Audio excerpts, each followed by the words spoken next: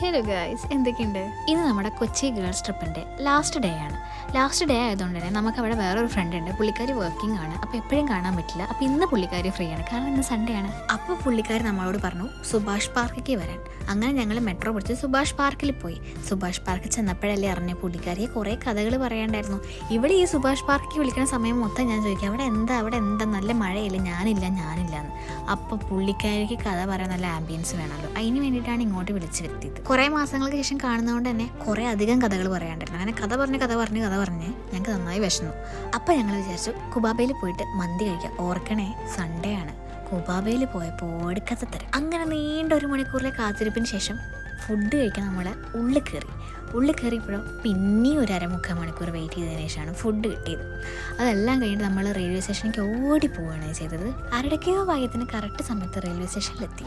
അപ്പോൾ അത്രേ ഉള്ളൂ. Tata bye bye.